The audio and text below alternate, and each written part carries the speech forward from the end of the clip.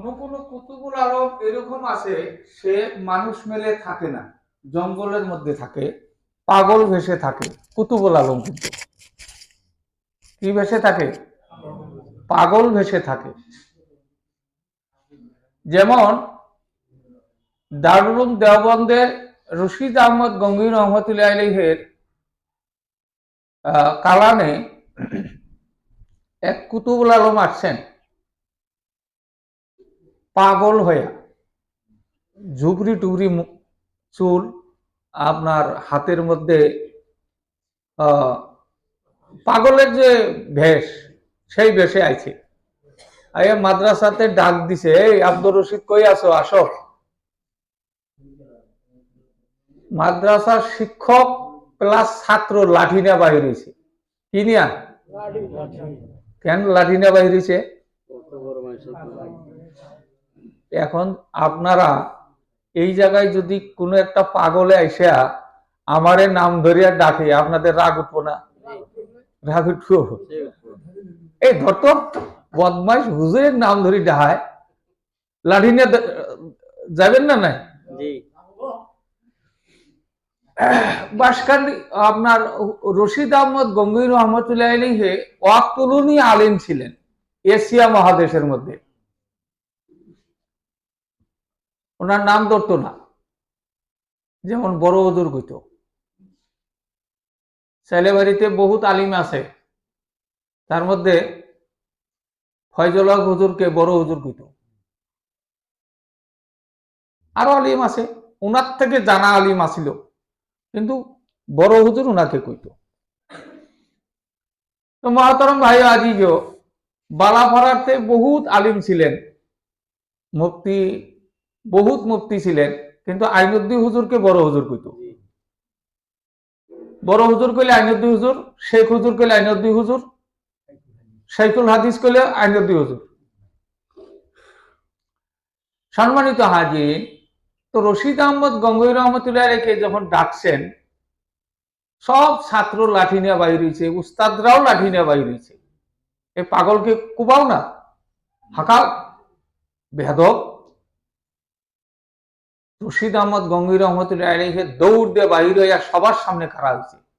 ন কেউ যাবা না, সাবধান, এই আমি তোমাদেরকে হাত জোর করছি, যাবা না। পাগলে কইও না, তোমরা যাও, ভিতরে যাও, ভিতরে যাও, আমাকে ডাকছে, আমি যাই। যাওয়ার পরে গরম চর নিয়ে উঠছে, বেটা কাল ফাটাইয়ে দিব, আমি কত সময় ধরে ঘুমে কষ্ট পাইতেছি, আমি ঘুমাবো একটু, তুই আমার বিছনা করে দেস না, তুই ওই ভাষা কইতেছে। উনি দৌড়াইয়া কই যাব, আর জলদি করে মাথার পাগুড়ি খুলে ওইটা বিছনা করে দিলেন। একটা গাঞ্জার টুফলার মতন মনে হইতেছে, কলকি আছে না, গাঞ্জার কলকি, সেগুলা ওনার হাতে দিলেন। সবাই দেহে কিন্তু পাগলের সাথে হুজুরের এত মিল কেন, পাগলের সাথে এত আন্তরিকতা কেন? হযরত রশিদ আহমদ গঙ্গোহী রহমতুল্লাহ হাতের মধ্যে দেওয়ার পর পাগলটা বিছনায় শুইলেন উত্তর দিকে মুখ করিয়া, মাথা করিয়া শুয়ে বললেন, লা ইলাহা ইল্লাল্লাহ, লা ইলাহা ইল্লাল্লাহ, মুহাম্মাদুর রাসূলুল্লাহ সাল্লাল্লাহু আলাইহি ওয়াসাল্লাম। হযরত রশিদ আহমদ গঙ্গোহী রহমতুল্লাহ আলাইহি দুই চোখ দিয়ে পানি গড়াইয়া গড়াইয়া পড়তেছে জমিনের মধ্যে। সব উস্তাদ গুলো দৌড়াইয়া নিকটে আসলেন, আসিয়া দেখে পাগল দুনিয়ার মধ্যে নাই। আর রশিদ আহমদ গঙ্গোহীর হাতের মধ্যে যেটা নাকি কলকি ছিল, কলকি দেখা যায় না, পবিত্র কোরআন শরীফ হাতের মধ্যে। একবার জুড়ে বলে সুবহানাল্লাহ।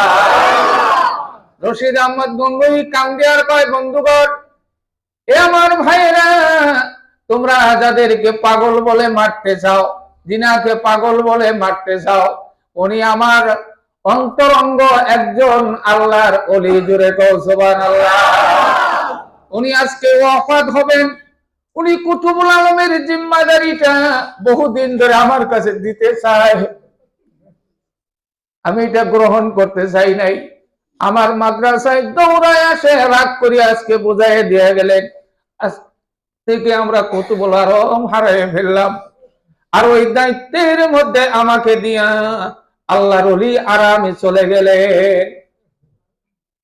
সম্মানিত হাজিরিন, এই হলো ওলিদের একজন আরেকজনের কাছে কান্দে বোঝা দিয়ে চলে যায়।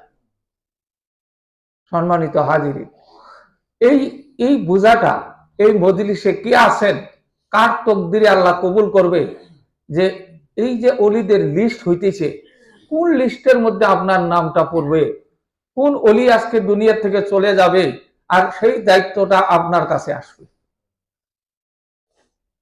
এই জন্য সর্বক্ষণ আশাবাদী হয়ে থাকতে হয় যে আল্লাহ আমাকে একটা স্তরের মধ্যে নিয়ে যায়। আল্লাহ পারে না নাই? পারে না নাই? সম্মানিত হাজির,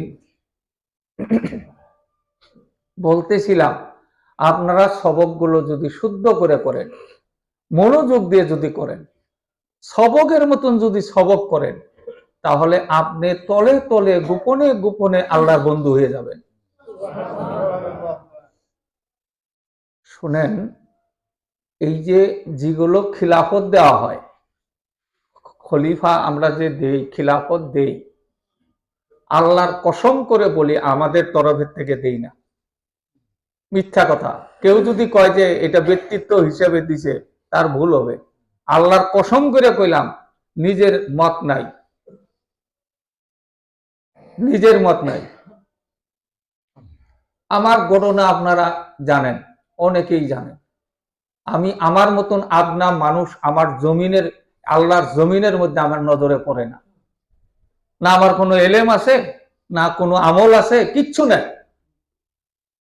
আমার খিলাফত হওয়ার পর আমি যখন হুজুরের সঙ্গে দেখা করতে গেছি, উনি 208টা সাজারা বাই করে দিলেন, বান্ডিল থেকে বাই করে দিলেন। আমি গুনে দেখলাম 208টা আছে। কয়টা? উনি কিন্তু গুনেন নাই, বান্ডিলের মধ্যে থেকে টান দিয়ে দিলেন, বাবা ঈদের নামাজে তোমার কাছে কিছু মানুষ বয়াত হব, নিয়ে যাও। আমি ধান্দা না গিয়ে বসে গেলাম, কি কয় হুজুর এটা, আমার কাছে মুরিদ হবো? আমার কাছে তো মুরিদ হওয়া মানুষই দেখি না, আমি নিজেই কিছু জানি না, আমার কাছে কে মুরিদ হবো? ওই সময় আমার বাইক গাড়ি ছিল না, মারুতিও ছিল না, মারুতি বহুত পরে হয়। তো হুজুর বললেন, বাবা তুমি বাড়িতে থাকো, তোমাকে নেওয়ার জন্য মানুষ আসবো, এই বছর গাড়ি নিয়ে আসবো, 4 চাক্কা নিয়ে আসবো, আমার সাথে যোগাযোগ হয়েছে। আচরিত কথা, সত্য করে দেখি ফজর বাদে আমার বাড়িতে মারুতির গাড়ির হরন পাই, ফজরবাদ। আমি তখন রামপুরে ঈদের নামাজ পড়াই, ঈদগায় গেলাম, নামাজ পড়লাম। নামাজের শেষে ঈদগাহ সেক্রেটারি এলান দিয়ে দিলেন যে হুজুরকে এবছর খেলাফত দেওয়া হয়েছে, আপনারা যারা আশাবাদী ছিলেন মুরিদ হওয়ার জন্য, আজকে ঈদগাহ ময়দানে হুজুর বায়াত করাইব, বসেন। আমি তো ধমক দিলাম যে আপনি কার কাছে শুনলেন, আমি তো ইজাজত পাইছি না পাইছি আমার ফ্যামিলির মেয়েও জানেন না এখন পর্যন্ত। খালি আমি মার কাছে কইছি আর আব্বার কাছে কইছি, আর কেউ জানে না, আমার বিবির কাছে আমি কই নাই। আপনারা কই থেকে জানলেন? না আমরা জানছি। তো বয়াত শুরু হয়ে গেল, তো 207 জন মানুষ মুরিদ হইল। আমার কাছে হুজুরের সাজারা দিয়েছিল কয়টা? 8টা, একটা থাকলো। আমি ভাবতেছি কি খেলা, অলিদের খেলা, কিচ্ছু বুঝি না। দিলেন 208টা, আর আমার কাছে মুরিদ হইলেন 207 জন। একটা সাজারা থাকলো, এটা কি আমাকে জেরেস করার জন্য রেখে দিল নাকি হুজুরে? এটা ভাবতেছি। বয়াত পড়াইয়া খানকার থেকে, ঈদগাহ থেকে বাইরে সেক্রেটারি বাড়িতে গেছি।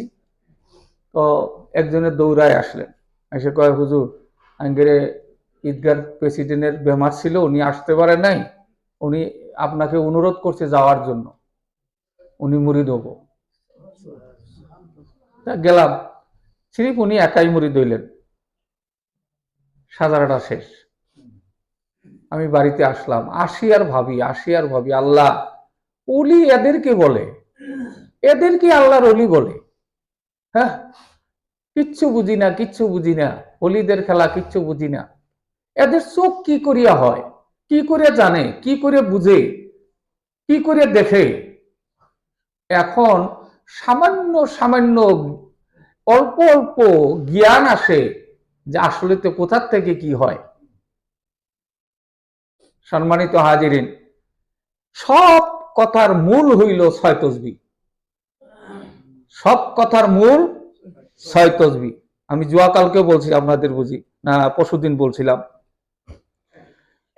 যে উস্তাদ আক্ষরিক শিক্ষা দেয়, যদি সেই উস্তাদের কাছে সহিশুদ্ধ এলেম থাকে, এই ছাত্রটা জীবনে আর পড়াশোনা করতে বাঁচবো না। ঠিক না? আলিফ বা তা এটা যদি মখারিজ আদায় করে পড়া হয়, হ্যাঁ, 17টা মখারিজ আছে না নি? এই হরফগুলোর যদি মখারিজ আদায় হয়, তাহলে কোরআন পড়তে তাকে কেউ ভুল ধরতে পারবো না, শুদ্ধ হয়ে যাব। তদ্রূপ যদি আপনারা 6 তসবিহকে মজবুত ভাবে করেন, 6 তসবির মতন করেন, তাহলে ইনশাল্লাহ বাকি সবকে আটকিবেন না। 5 বছর 10 বছর থাকা লাগবে না। 2-4 দিন 2-4 ঘন্টা মেহনত করলেই জারি হয়ে যায়। আমি বলছি 6 তসবির মধ্যে সবক হইল 6টা। 6 তসবির মধ্যে সবক কয়টা? ভালো করে শুনবেন আর গুরুত্ব দিবেন। 6 তসবির মধ্যে 6 তসবিহ তো 6 তসবিহ, এর মধ্যে এই 6 তসবিহ করার সবক হইল 6টা। আমরা তো বয়াত হওয়ার সাথে সাথে আমার কাছেও যারা মুরিদ হইছেন, খালি কয়ে দিছি 6 তসবিহ পড়বেন, সকালে 100 বার, বিকালে 100 বার, কইছি না? এইটাই আপনারা করতেছেন। এইটা হলো মুখস্থ করবার জন্য দেওয়া হয়েছে, সবক কিন্তু এখনো শুরু হয় নাই। ভালো করে বুঝেন, সবক এখনো শুরু হয় নাই। সবক হইল কোনটা? আপনার যখন মুখস্থ হয়ে গেছে, আপনার যখন আমলে পরিণত হয়ে গেছে, এখন হব 2 নাম্বার। এই 6 নম্বরের প্রথম সবক হইল, আপনি যখন পড়বেন, এই পড়ার মধ্যে 3 তরফে পড়বেন। কয় তরফ? 6 তসবিহ পড়বেন 3 তরফে। একটা হইল আপনি যে উচ্চারণটা করবেন শুদ্ধ হইতে চাই। 2 নাম্বার, তার অর্থর দিকে খেয়াল রাখিয়া, যেমন বলতেছেন সুবহানাল্লাহ, কোন একবার সুবহানাল্লাহ, আরেকবার সুবহানাল্লাহ। এটা হলো 6 তসবির আরম্ভণী ক্লাসের প্রথম সবক। মনে আছে? প্রথম সবকের প্রথম স্তর কি? সহি শুদ্ধ পড়া। দ্বিতীয় স্তর হইল অর্থ জানা। কি? আমার আল্লাহ পবিত্র। কি কইলেন? আরেকবার কর। আপনাকে দেওয়া হয়েছে কতবার? 100 বার। আপনি খেয়াল করে কইতেছেন সুবহানাল্লাহ সুবহানাল্লাহ সুবহানাল্লাহ, আর অন্তরে খেয়াল করতেছেন। মুখে তো কইলেন, আর অন্তরে খেয়াল করতেছেন আমার আল্লাহ পবিত্র, আমার আল্লাহ পবিত্র, আমার আল্লাহ পবিত্র, আমার আল্লাহ পবিত্র, আমার আল্লাহ পবিত্র, আমার আল্লাহ পবিত্র। এই যে 100 বার কবেন, দেখবেন 100 বার যদি এই খেয়ালে পড়ে দেখেন, চোখ দিয়ে পানি আসে কিনা, মায়া তৈরি হয়ে যাব। কেন মায়া হবে? আপনি জবানে যখন করতেছেন আর আপনার অন্তরের দ্বারা যখন অর্থের দিকে খেয়াল করতেছেন, আল্লাহ আমার আল্লাহ পবিত্র, আমার আল্লাহ পবিত্র। আল্লাহ তৃতীয় নাম্বারে বলেন, ও ফেরেশতারা, বেলডাঘাট খানকার মধ্যে আমার গোলামরা কি কয় একটু শোনাও। এখন প্রশ্ন করতে পারেন, আল্লাহ শুনে না? শুনে না আল্লাহ? দেখেন, মাহমুদুলের ছেলে কোরআনের হাফিজ হইতেছে, হ্যাঁ, আমার জিয়াউলের ছেলে কোরআন পড়তেছে, সুন্দর কেরাত যখন করে, জানে যেটা আমার ছেলে, তাও জিজ্ঞেস করে গেতাটা কেরাগো, একটু শুনবার দোষে, হ্যাঁ ভাবি কি কয়, একটু শুনবার দোষে গেতাটা কেরাগো। তখন হাফিজুর কইতেছে, হুজুর এটা না আপনারই ছেলে। তাই নাকি? আমার ছেলে, আলহামদুলিল্লাহ, ভালো। হয় না কথাটা? হয় না কথাটা? আল্লাহ বলে, ও ফেরেশতারা দেখো, বেলডাঘাট কানকার মধ্যে আমার কয়েকজন গোলাম আমার প্রশংসা করে। কি কয়? আমার প্রশংসা করে। আমার গোলাম বলতেছে আমি পবিত্র, আমি পবিত্র। এই কথা কেন বলে? তারা কি আমাকে দেখছে? যে না, আল্লাহ আপনাকে দেখে নাই। তাদের ঈমান, বিশ্বাস, অন্তরে তাকিয়া বিশ্বাস, আমার আল্লাহ পবিত্র। আল্লাহ ডাক দিয়া কয়, ফেরেশতারা সাক্ষী থাকো, যে গোলাম আমাকে দেখে নাই, আমাকে চিনে নাই, না জানিয়া না চিনিয়া আমাকে বারবার পবিত্র বলে, আমি আল্লাহ কথা দিলাম তার জবানটাও পবিত্র বানাইয়ে দেয়া। দুনিয়ার মধ্যে তাকে পবিত্র বানাইয়ে দাও, তার জবানটা পবিত্র বানাইয়ে দাও। এই পবিত্র জবানে আমার ইবাদত করবে, আমি আল্লাহ তাকে পবিত্র নিয়ামত দান করবো। জোরে কই সুবহানাল্লাহ। সবক জারি হইতেছে না? নেই? সবক শুরু হইল, এখন হইল মারিফতের সবক। এতক্ষণ আসিল 6 তসবিহ পড়বার দিছে, এখন হইল এলমে মারিফতের সবক শুরু হইল।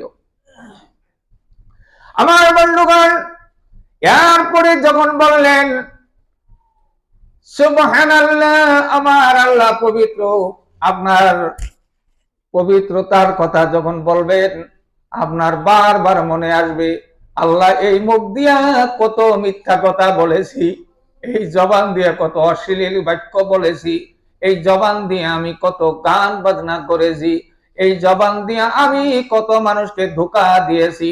আল্লাহ আমার মুখটা তো শরীরটা সহ অপবিত্র, এখনো আমার আল্লাহ আমাকে পবিত্র কথা বলার শক্তি দিয়েছে।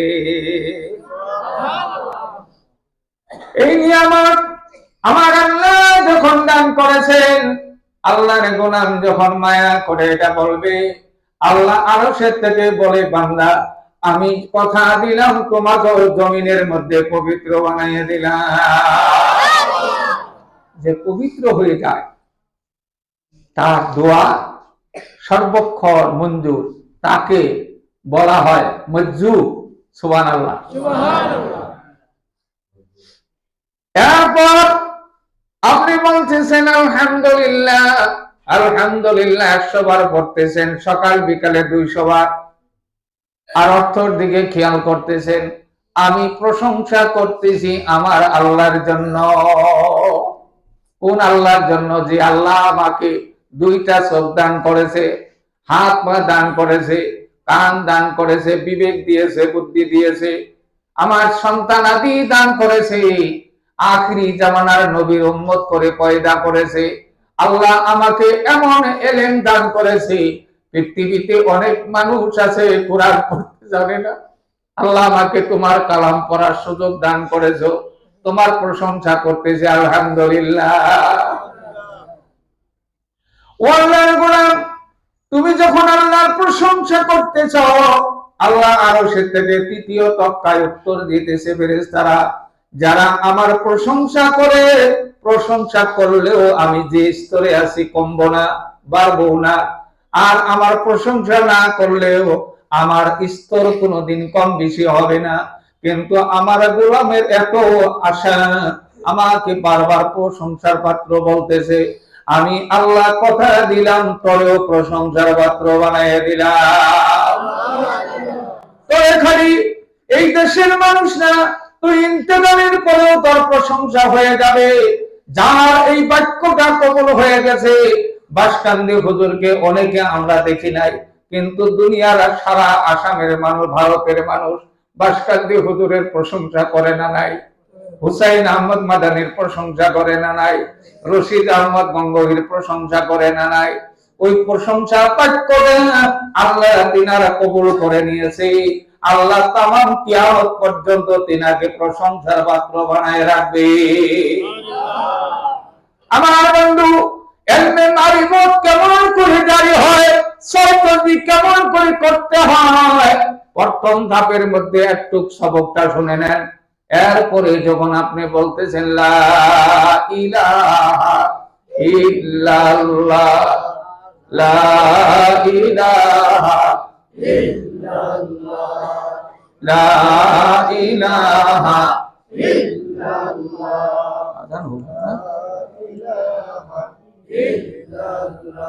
লা ইলাহা ইল্লাল্লাহ মুহাম্মাদুর রাসূলুল্লাহ সাল্লাল্লাহু আলাইহি ওয়াসাল্লাম।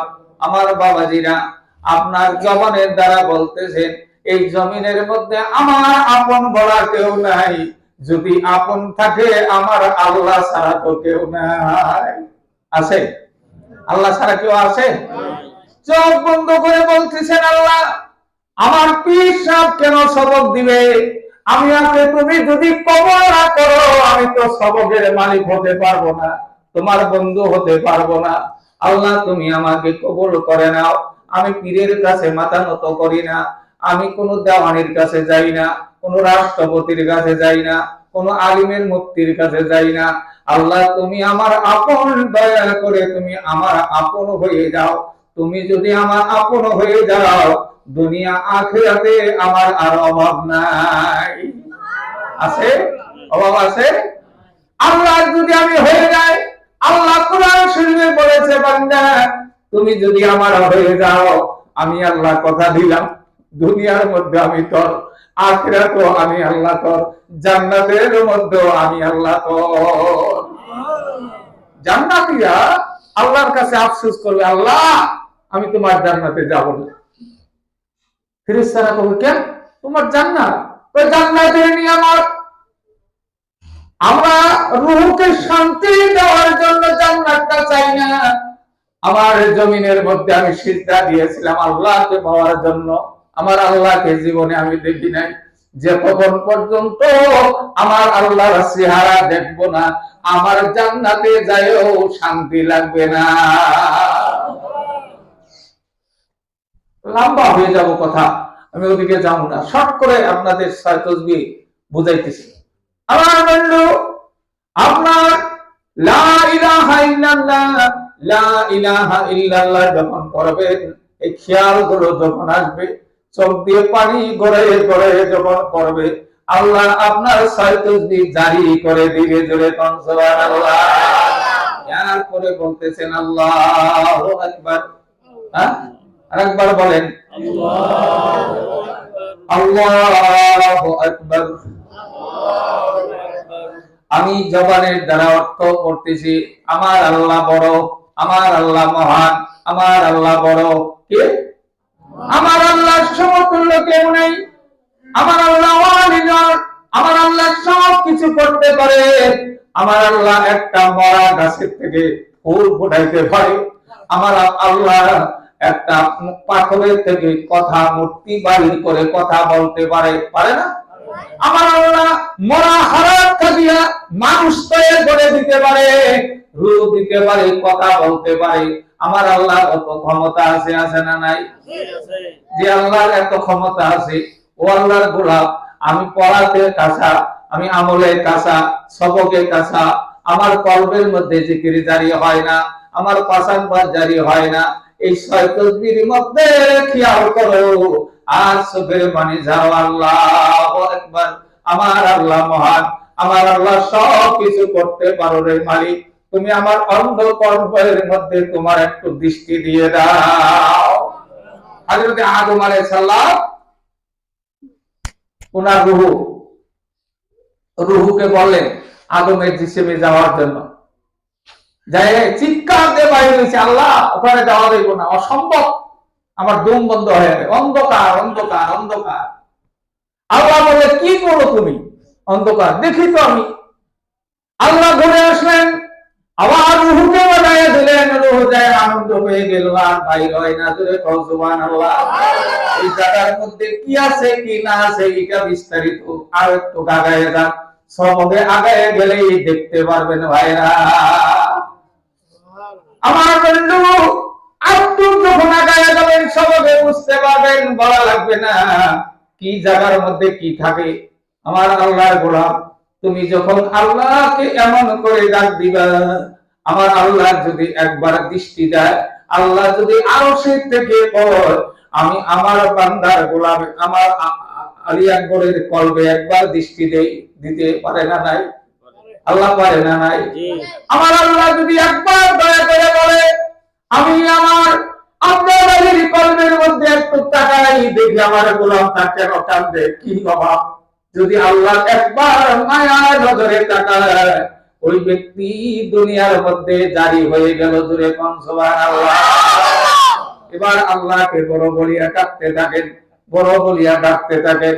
এইভাবে সবক যদি জারি হয়ে যায়, আল্লাহর কসম করে বলি 40 দিন যাওয়া লাগবে না, 40 দিনের আগেই তোমার পিশাব তোমাকে তালাশ করবে।